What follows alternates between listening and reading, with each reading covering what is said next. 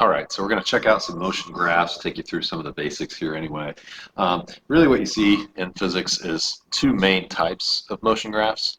One's called distance versus time graphs, and one's called velocity versus time graphs. Distance versus time graphs, a lot of times will also be called position versus time graphs, display the two things that you would think that a distance versus time graph would display, which is how far something's gone and how long it's taken. And then likewise with velocity, these kind of explain themselves. The variables that you'll see on this graph will be velocity and time. So they are different, but both can be used to show a whole range of different types of motion. And so that's kind of what we want to take a look at and see some of the differences.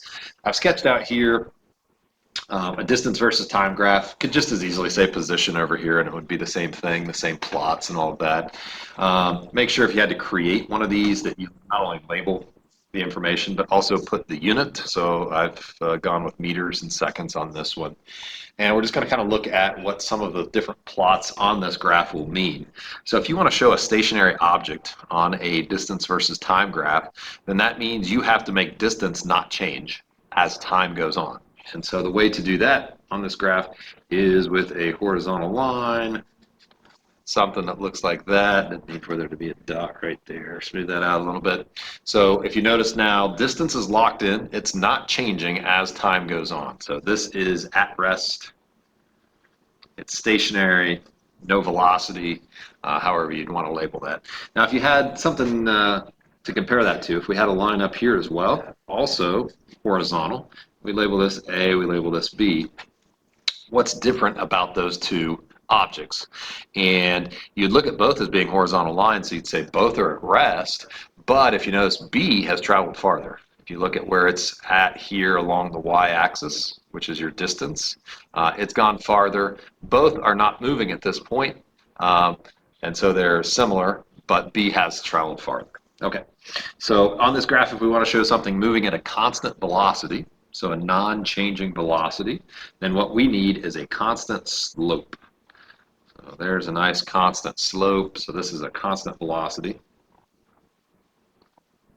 So I'm going to write that in there, constant velocity.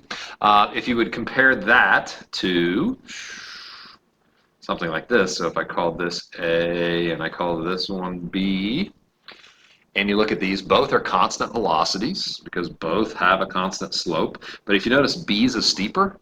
And if you look, they both have the same ending distance. At least I tried to get them pretty close. The same ending distance over here on the y-axis. So they've both gone the same distance. However, if you notice, B gets there in this short time interval versus A that takes longer. So B is definitely traveling faster. That steeper slope means a higher constant velocity. All right, finally on this diagram, if we want to show something that's speeding up, then we actually have to curve a line like this. If you notice, think about the term slope. If you notice, the slope of this line is increasing as it goes through. If I can kind of mimic that with my hand, as you go down that curve, that slope keeps increasing and increasing and increasing, and if that's the case, it's speeding up. So this one is acceleration. Okay, this is kind of the main ideas on a distance versus time or a position versus time graph. All right, let's hop down. Let's look at a velocity versus time graph. Same kind of thing, we're still plotting motion, but the lines will mean different things. And so on this one, if we want to draw a stationary object, again, I've got my units labeled and all of that stuff. If we want to show a stationary object, we can't just go with any horizontal line like we could up here, because if we put a horizontal line right here, then we would have some kind of a velocity value. Because notice your velocity is here on the y-axis. The higher up you go, the higher the velocity. And so to put velocity at 0 would have to mean that it has to be 0 over here on the y-axis. So the way that we draw on this diagram a plot that shows 0 velocity is it has to be along the x-axis. Has to be that horizontal line along the x-axis so that the y value here is 0. And so that we are going to call at rest. Okay, so that stationary object took care of that.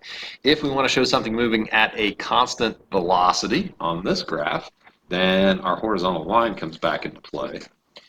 Because if you notice now, by putting that horizontal line, we have locked in a value for velocity. It's some reading up here. I didn't go through and put numbers on, but it's some reading up here that doesn't change as time goes on. So this is constant velocity. So write that in, constant velocity. And if we were to do another horizontal line up here just to compare, if I did A and I did B, then both have constant velocity. B is faster because look at its Y rating over here, or the reading on the Y-axis here is higher. So this one would have a higher overall velocity.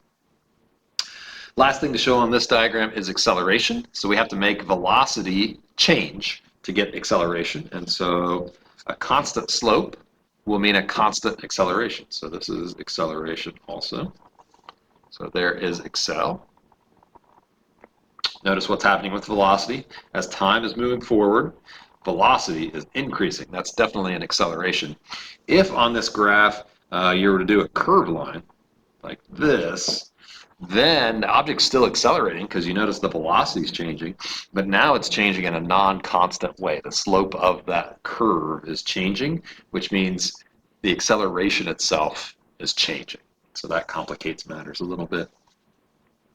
All right, we could also do other things on these graphs just to give you a feel for it. Like if instead of drawing our acceleration this way, what if we were to come in and do this? What if we have this downward arrow? Well, now you'd say, well, all right, velocity is still changing, right? Velocity is going down as time moves on. So now what you would say is, hey, it's still accelerating, but now this object would be slowing down instead of speeding up like this line.